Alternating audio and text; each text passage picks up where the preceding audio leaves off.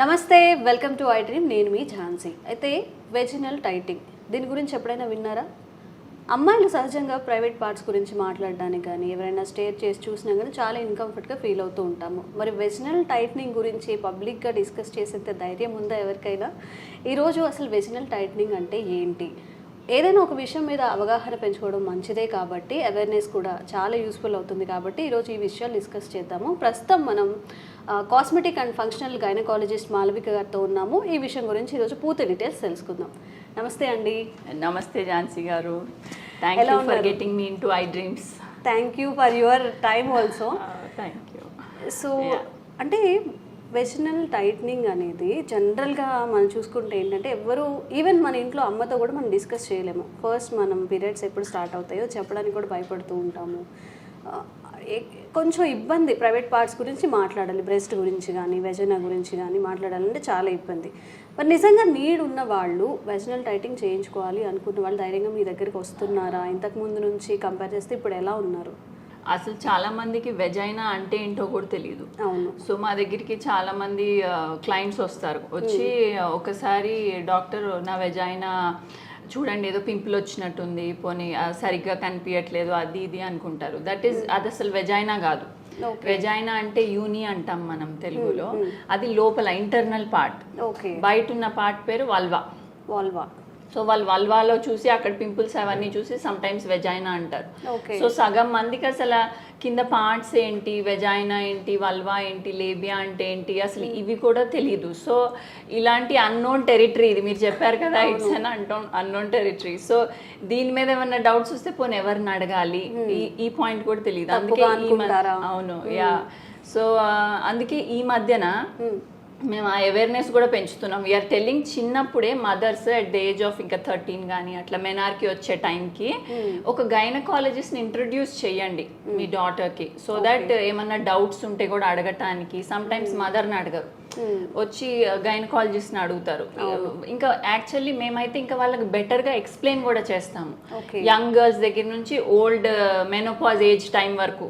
అప్పటి వరకు కూడా పీరియడ్స్ ఆగిపోతే అసలు ఏమవుతాయి ఇవన్నీ కూడా ఎవరికి తెలియదు. సో అందుకే always best to be in touch with a gynaecologist so that correct information pass out అవుతుంది. And that to as you told, ఈ టెరిటరీలో ఆబ్వియస్లీ ఇన్ఫో తెలియాలంటే ఇంకా కలవాల్సిందే. అవును. అంటే ఎవరిని కలవాలి అన్న అవేర్నెస్ కూడా చాలా మందికి లేదు. ఎందుకు చేయించుకుంటారు ఈ వెజినల్ టైట్నింగ్ అంటే ఏంటి అసలు? ఎవరెవరు ఈ వెజినల్ టైట్ చేయించుకోవడానికి మీ దగ్గరికి వస్తూ ఉంటారు? యా. సో వెజైనల్ టైటనింగ్ అంటే వాళ్ళు ఎక్స్క్లూజివ్గా మా దగ్గరికి వచ్చే client they come and tell us, madam కొంచెం వెజైనా ల్యాక్స్గా ఉంది, అంటే లూజ్గా ఉంది, నేను మా హస్బెండ్ ఇట్లా మేము ఇంటిమేట్ అయినప్పుడు కలిసినప్పుడు మాకు లూజ్గా అనిపిస్తోంది, లేకపోతే sometimes vaginal gas pass చేస్తారు, వెజైనల్ ఫాట్స్ అంటాం, అట్లా గ్యాస్ రిలీజ్ అవుతుంది. సో వాళ్ళ కంప్లైంట్ ఎక్స్క్లూజివ్గా లూజ్ వెజైనా అని. No other complaints, nothing like నాకు డిశ్చార్జ్ వస్తుంది, అవన్నీ డిఫరెంట్ కంప్లైంట్స్. ఎవరైతే వెజైనల్ టైటనింగ్ కోసం వస్తారో మా దగ్గర వాళ్ళ కంప్లైంట్స్ వెరీ స్పెసిఫిక్. ఇది ఒకటే, ఇదర్ ల్యాక్స్ వెజైనా లూజ్ గా అనిపిస్తుంది, ఏదో బయటకు వచ్చినట్టు సంబల్జ్ లాగా అనిపిస్తుంది, లేదు అంటే ఇంటిమేట్ కలిసినప్పుడు లూజ్ గా అనిపిస్తుంది, లేకపోతే గ్యాస్ రిలీజ్ ఇట్లా ఫాట్స్ లాగా వస్తుంది. ఈ స్పెసిఫిక్ రీజన్స్ తోనే వస్తారు. వచ్చే ఏజ్ గ్రూప్ కూడా ఇట్స్ వైడ్ రేంజ్ అండి. కొంతమంది జస్ట్ ఇప్పుడు పెళ్ళయి ఫ్యూ ఇయర్స్ అయ్యాక కూడా నాకు కొంచెం లూజ్గా అనిపిస్తుంది, మీరు ఏమన్నా చెయ్యొచ్చా అంటారు, వితౌట్ డెలివరీ కాకుండా. కొంతమంది ఏమో ఇద్దరు బేబీస్ మధ్యలో నాకు ఇట్లా లూజ్ వెజైనా అంటారు. కొంతమంది ఏమో ట్రెడిషనల్గా ఇంకా ఇద్దరు వెజైనల్ నార్మల్ బర్త్లు అయిపోయింది, నార్మల్ డెలివరీ అయిపోయింది, ఇప్పుడు లూజ్ వెజైనా అంటారు. డిఫరెంట్ గ్రేడ్స్, కొంచెమే లూజ్ ఉంటుంది, కొంచెం ఎక్కువ ఉంటుంది, ఒకటేమో కంప్లీట్లీ లూజ్. అందరికీ ఈ ప్రాబ్లం ఉంటుందా? ఎవరైతే ఒకరికి లేదా ఇద్దరికి బర్త్ ఇచ్చిన తర్వాత మన శరీరంలో సహజంగానే వచ్చే మార్పుల వల్ల ఎవరికైనా ఇలా వెజైనా లూజ్ అవ్వడం జరుగుతుందా? వెజైనా అంటే ఫస్ట్ ఆఫ్ ఆల్ లైక్ ఇగోండి ఈ మోడల్లో చూపియాలంటే vagina is an internal organ. ఇట్లా ఒక కెనాల్ లాగా ఉంటుంది. ఇది మొత్తం 10 సెంటీమీటర్ ఉంటుంది. 10 సెంటీమీటర్ ఉంటుంది. అండ్ అది కొలాప్సబుల్, ఇట్లా దగ్గరగా ఉంటాయి రెండు వాల్స్, కానీ కంప్లీట్ గా స్ట్రెచ్ అయ్యే కెపాసిటీ ఉంటుంది. దాని వల్లనే ఇప్పుడు బేబీ హెడ్ 10 సెంటీమీటర్. అవును. సో నార్మల్ గా ఇలా ఉంటుంది, 10 సెంటీమీటర్ ఎక్స్పాండ్ అయ్యి మళ్ళీ రిట్రాక్ట్ కూడా అవుతుంది. Okay. So it's an elastic organ with a stretchable ability అంటాం దానికి. కానీ ఇప్పుడు ఎంతైనా ఇప్పుడు రబ్బర్ బ్యాండ్ కాసేపు సాగదీసాం అనుకోండి, కొంచెం సాగదీస్తే అది లూజ్ అయిపోతుంది కదా, మళ్ళీ టైట్ చేయలేం కదా. అది ఎన్నిసార్లు ఒకసారి పెట్టుకుంటే కొంచెం గట్టిగా ఉంటుంది, అదే 10 సార్లు పెట్టుకుంటే ఇంకా లూజ్ అయిపోతుంది. అలా స్ట్రెచబుల్ మెకానిజం ఉన్నా కానీ కంప్లీట్గా నార్మల్ సైజుకి 2 డెలివరీలు అయ్యాకైతే రాలేదు. సో దే నీడ్ హెల్ప్ అన్నట్టు. అందులో కొంతమంది ఏమో ముందు నుంచే కొంచెం ఇదంతా అవగాహన ఉంటుంది, కొంచెం అబ్రాడ్లో ఇంటర్నేషనల్ డెలివరీస్ అయిన వాళ్ళకి ముందు నుంచి అవగాహన ఉండటం వల్ల వాళ్ళు డెలివరీ అయ్యాక కొన్ని పోస్ట్ నేటల్ ఎక్సర్సైజెస్ చేస్తారు, ఫిజియోథెరపీ చేయించుకుంటారు, కొన్ని కీగిల్ ఎక్సర్సైజ్ ముందే మొదలు పెడతారు. వెజైనా లాక్స్కున్నా కానీ దాని చుట్టూ మజిల్ని వాటిని స్ట్రెంగ్తెన్ చేస్తారు. కొంతమందికి బాడీ యాజ్ సచ్ లూజ్గా ఉంటుంది, అంటే హర్నియాలు వాళ్ళ కొంతమందికి ఎక్కువ వస్తాయి, లూజ్ బాడీ. వాళ్ళకి ఈ లూజ్ అయ్యే మెకానిజం ఇంకా ఎక్కువ అవుతుంది. నార్మల్గా కొంచెం లూజ్ అవుతే వాళ్ళకి ఎక్కువ అయిపోతుంది అట్లా లూజ్. సో మనిషికి డిఫరెన్స్ ఇవి. అది కూడా ఇప్పుడు మా దగ్గర వచ్చే క్లయింట్స్ కూడా కొంతమంది తొందరగా పెళ్ళిళ్ళు అయిపోతాయి, లైక్ సంథింగ్ లైక్ 18 yearsకి అట్లా పెళ్ళిళ్ళు అయిపోతే వెంటనే పిల్లలు అయిపోయారు అనుకోండి. నా దగ్గరికి 35 yearsకి వస్తే అప్పటికే వాళ్ళ బేబీ 15 to 16 years. అవును. సో దే వాంట్ టు మళ్ళీ వాళ్ళ కపుల్ లైఫ్ని రీవ్యాంప్ చేసుకోవాలనుకుంటారు. అండ్ దే లైక్ ఇంకా they are still young, 35 years, they have good 10-15 years of sexual life left. So అలాంటప్పుడు వాళ్ళు వచ్చి మాకు ఇట్లా లూజ్గా అనిపిస్తుంది, మేము ఏమన్నా చెయ్యొచ్చా ఈ స్పెసిఫిక్ కంప్లైంట్తో వచ్చినప్పుడు మేము అప్పుడు వెజైనల్ టైటనింగ్ సర్జరీ గురించి ఎక్స్ప్లెయిన్ చేస్తాము. ఇది ఇద్దరు డెలివరీలు అయ్యాకే ప్రిఫర్ చేస్తారు జనరల్గా. అలానే మేము కూడా ఎక్స్ప్లెయిన్ చేస్తున్నాం, 2 డెలివరీలు అయ్యాకే చేసుకోండి. ఎందుకంటే ఒక డెలివరీ అయిపోయాక నేను చేశాను అనుకోండి, మళ్ళీ 2వ డెలివరీకి మళ్ళీ లూజ్ అవుతుంది. దానికంటే 2 డెలివరీస్ అయ్యాక vaginal titling is a good procedure to opt. కానీ ఎవరన్నా ముందే వచ్చేస్తే వాళ్ళకి అదర్ ఆప్షన్స్ ఉంటాయి. సర్జరీ వాళ్ళకి డెలివరీ ప్రాబ్లమ్ ఏమి, దీనివల్ల ఏమి ఇబ్బంది ఉండదా సర్జరీ చేయించుకున్న తర్వాత? ఒకవేళ జనరల్ గా సర్జరీ చెయ్యము, బట్ ఇన్ కేస్ ఎవరన్నా చేయించుకుంటే కూడా, అంటే నేను ఇప్పుడే ప్లాన్ చేసుకోవట్లేదు, నాకు 1 baby చాలు అనుకుంటారు కొన్నిసార్లు. అనుకుని చాలా ఇయర్స్ తర్వాత సర్లే లెట్స్ ట్రై అన్నట్టు అనుకుంటారు. అప్పుడు ఇప్పుడు ఎలా మనం డెలివరీలో కింద స్టిచ్చెస్ వేసుకుంటారు కదా, అవి మానిపోతాయి, మళ్ళీ స్ట్రెచ్ అవుతుంది వెజైనా. సో అట్లా మళ్ళీ స్ట్రెచ్ అవుతాయి, కానీ అప్పుడు నా సర్జరీ ఎఫెక్ట్ పోతుంది. That is only 1 thing. ఒకసారి చేసామనుకోండి, మళ్ళీ డెలివరీ అయితే మళ్ళీ స్ట్రెచ్ అయ్యి సర్జరీ ఎఫెక్ట్ పోతుంది.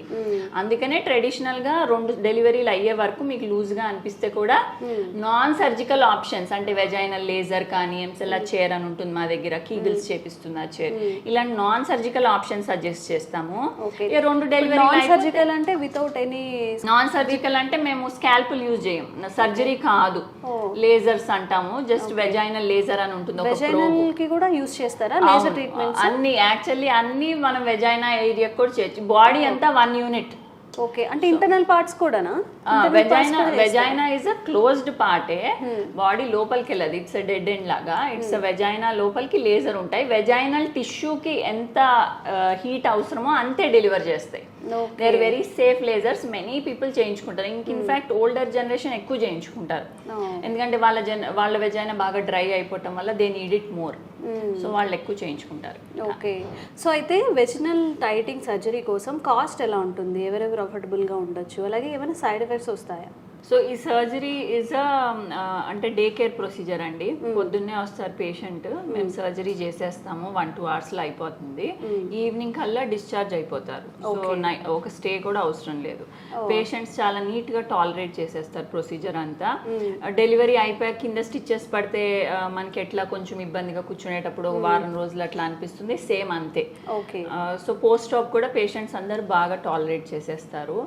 సో ఈ సర్జరీకి వచ్చి మనము ఎలా అంటే, నేను వెజైనల్ టైటనింగ్ చేస్తాను కదా, సో ఇట్ డిపెండ్స్ ఆన్ మనం ఎంత ఎక్స్టెండ్ చేస్తాము, ఎంత లాక్సిసిటీ ఉంది, 2 వైపులు చెయ్యాలా, ఒక వైపు చేస్తే సరిపోతుందా, ఇవన్నీ factors will differ the surgery cost.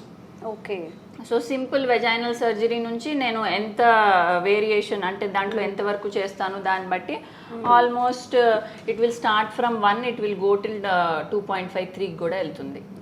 So that much is a wide range for surgery cost అన్నట్టు. సో ఈ సర్జరీ కూడా అండ్ సైడ్ ఎఫెక్ట్స్ ఎలా ఉంటాయంటే, నేను సర్జరీ నా దగ్గర పేషెంట్ వచ్చినప్పుడు డైరెక్ట్గా సర్జరీకి మేము జంప్ అవ్వము. ఫస్ట్ పేషెంట్ బ్లడ్ వర్కప్ చేస్తాం. బ్లడ్ వర్కప్తో హిమోగ్లోబిన్ ఎలా ఉంది, డయాబెటీస్, షుగర్ లెవెల్స్ లెవెల్స్ ఎలా ఉన్నాయి, పేషెంట్ హైజీన్ ఎలా ఉంది, ఇవన్నీ ముందే చూసి అన్ని బిల్డ్ చేస్తాం. ఐరన్ టాబ్లెట్స్ ఇస్తాము, లేకపోతే ఇంజెక్షన్స్ ఇస్తాం. హిమోగ్లోబిన్ బాగుండాలి, ప్రోటీన్ లెవెల్ బాగుండాలి, ప్రోటీన్ రిచ్ ఫుడ్ తీసుకోండి, ప్రోటీన్ పౌడర్స్ కొన్ని ఇస్తాము. అండ్ దెన్ మన sugar levels also should be fine, normal. Sugar levels కొంచెం అబ్నార్మల్ బార్డర్ లైన్ ఉంటే మళ్ళీ ఇన్ఫెక్షన్ వచ్చే ఛాన్సెస్ ఉంటాయి. సో అలా పేషెంట్ స్టేటస్ని మేము స్టడీ చేస్తాము. స్టడీ చేసి అంతా బాగుంటేనే తీసుకుంటాం, లేకపోతే ఇవన్నీ ఎలెక్టివ్ సర్జరీస్ కదా, ఒక మంత్ 2 months పోస్ట్ పోన్ చేయొచ్చు. ఓకే, ఇవన్నీ ప్రికాషన్స్ అన్ని తీసుకున్న తర్వాత వాళ్ళు రెడీ అన్నప్పుడు yes that is when, and generally we prefer it after menses. Menses తర్వాత చేస్తే నెక్స్ట్ మెన్సెస్ వచ్చే వరకు వాళ్ళకి కొంచెం టైం ఉంటుంది, హీలింగ్ ప్రాసెస్ కూడా అయిపోతుంది. ఇట్లా మా ప్రికాషన్స్ మేము తీసుకుని చేస్తాము. సో యాజ్ లాంగ్ యాజ్ ఆ పేషెంట్ మేము చెప్పినవి ఫాలో అయ్యి నీట్ గా ఉంటే ఆల్మోస్ట్ నో కాంప్లికేషన్స్ తో అయిపోతుంది. అయిపోయాక మేము కేర్ కూడా చెప్తాం, పోస్ట్ కేర్. కొంచెం హాట్ టబ్ లో కూర్చుని సోక్ చేసుకోండి, ఆయింట్మెంట్ ఏమన్నా ఉంటే రాసుకోండి, ఇట్లా మేము కేర్ అన్ని కూడా చెప్తాము. సో మా ఇన్స్ట్రక్షన్స్ ఫాలో అయ్యి ఎలా వరకు అలా వెళ్తే ఇప్పటి వరకు touch wood there is no complication. Okay, మీరు చెప్పినట్టు కొన్ని ప్రికాషన్స్ ఉంటాయి, ఏ సర్జరీ తర్వాత అయినా ఉంటాయి. అయితే సెక్షువల్ లైఫ్కి ఎన్ని రోజులు దూరంగా ఉండాలి, అలాగే ఫుడ్ హ్యాబిట్స్ ఎలా ఉండాలి, ఎక్సర్సైజెస్ ఏదైనా సజెస్ట్ చేస్తారా వాళ్ళకి? సో జనరల్గా ఫస్ట్ వెరీ గుడ్ పాయింట్స్ అవి. సో సెక్షువల్ లైఫ్ అయితే మాకు హీలింగ్కి బయట స్టిచెస్ ఆల్మోస్ట్ 2 weeks హీల్ అయిపోతాయి. కానీ ఇంటర్నల్ టిష్యూ అదంతా కూడా మంచిగా హీల్ అవ్వటానికి 6 weeks పడుతుంది టైం. కానీ ఎనీ విచ్ వేస్ మేము సెక్షువల్ ఇంటర్కోర్స్ 2 to 3 months ఆగి అప్పుడు మొదలు పెట్టండి అని చెప్తాము. అంతవరకు విల్ గివ్ సమ్ ఆయింట్మెంట్స్, అట్లాగా వెజైనల్ మసాజెస్, అట్లా సెల్ఫ్ పేషెంట్నే చేసుకోమని చెప్తాము. So that when they start also సడన్గా అనిపించకుండా ముందే they are well aware how vagina ఎలా ఉందని వాళ్ళకు ఫీలింగ్ వస్తుంది. ఓకే, సో ఈ ఫీలింగ్తో స్లోగా they can start all those things. Exercise కానీ diet. So coming to exercises అయితే ఎనీ సర్జరీ అయ్యాక అబ్డామినల్ కానీ వెజైనల్ అయ్యా కానీ హెవీ వెయిట్ లిఫ్టింగ్ చేయకూడదు. డెలివరీ తర్వాత ఎట్లా వెంటనే వెయిట్స్ ఎత్తద్దు అంటాము, same thing follows for vaginal surgeries. So normal ఇంట్లో పనులు, వాకింగ్, జస్ట్ జెంటిల్ వాకింగ్, అవన్నీ 1 week తర్వాత ఇమీడియట్ గా స్టార్ట్ చేసేసుకోవచ్చు, దాంట్లో ఏం లేదు. అగ్రెసివ్ వాకింగ్ అయితే కింద వెజైనల్ ఏరియాలో స్టిచెస్ పడినాయి కదా, థైస్ రబ్ అయ్యి అక్కడ ఇరిటేషన్ రాకూడదు, స్వెట్ రాకూడదు, టైట్ క్లోత్స్ వేసుకోకూడదు, ఇలాంటివి ఉంటాయి. కాబట్టి కొంచెం చూసుకుని 1 నెల తర్వాత నెమ్మదిగా మొదలు పెట్టచ్చు. వెయిట్స్ వరకు 2 months తర్వాత గ్రాడ్యువల్ గా స్టార్ట్ చేయాలి. అంటే స్టార్టింగ్ మళ్ళీ నెమ్మదిగా కొంచెమే బాడీ వెయిట్ తో స్టార్ట్ చేసి నెమ్మదిగా పెంచుకోవాలి, డిపెండింగ్ ఆన్ హౌ పేషెంట్ వాళ్ళు ఎలా టాలరేట్ చేశారని.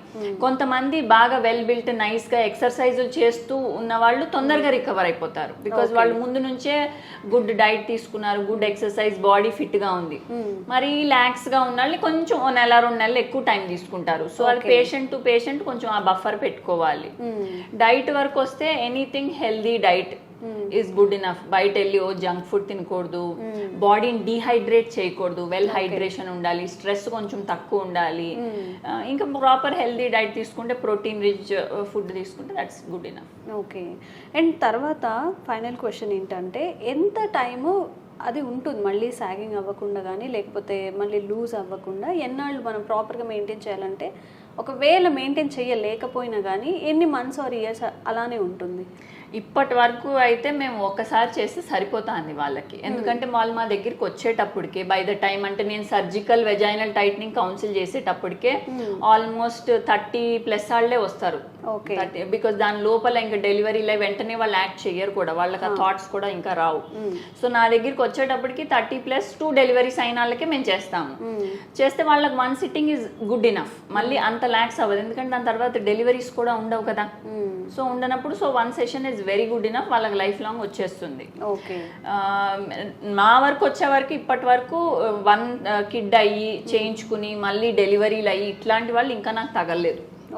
సో అలా అయితే వాళ్ళకి మళ్ళీ స్ట్రెచ్ అయిపోయినట్టు అయితే వాళ్ళు మళ్ళీ వస్తే మళ్ళీ కూడా చేయొచ్చు. అలా చేయొచ్చా? రిపీటెడ్గా చేస్తే యూజ్ ఉంటుందా? యూజ్ అంటే 100% యూజ్, వాళ్ళకి కావాలి, మేము ఇవ్వాలి. Vaginal tightening, that is it. Tissue అనేది బాడీ టిష్యూ మనం ఎంత కేర్ఫుల్గా సర్జరీ చేస్తే నీట్గా, అండ్ వాళ్ళు ఎంత బాగా డైటరీ అండ్ వాళ్ళ హెల్త్ ఎంత బాగా ఉంటే Maintain చేసేదాన్ని ఆ టిష్యూ అంత బాగా జాయిన్ అయిపోతుంది, ఫ్యూజ్ అయిపోతుంది. Okay. సో మనకు అంత ఇబ్బంది ఉండదు.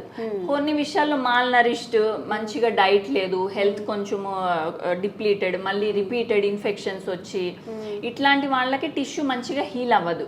ఈ ఏ విషయం మేము ఎగ్జామిన్ చేసినప్పుడు మేము గెస్ట్ చేసేయచ్చు. సో చూస్తే మాకు అర్థమైపోతుంది వాళ్ళ health, blood parameters local examine చేసినప్పుడు తెలిసిపోతుంది. ఓకే. టిష్యూ స్ట్రెచ్ అవుతుందా లేదా, నేను టిష్యూని ఫీల్ చేస్తే చెప్పేయచ్చు. సో దాంతో we assess and go for it. But ఇప్పటి వరకు we didn't do any second surgery. So ఒక్కసారి వస్తారు 30-35 ఏజ్ గ్రూప్, ఇంకా they are very happy with it. Okay.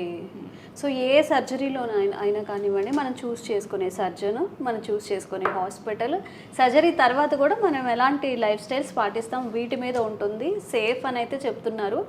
So maybe ఒకసారి కన్సల్ట్ చేసి మీ డౌట్స్ అన్ని క్లారిఫై చేసుకోవచ్చు. తప్పకుండా. Thank you ma'am. Yeah, thank you.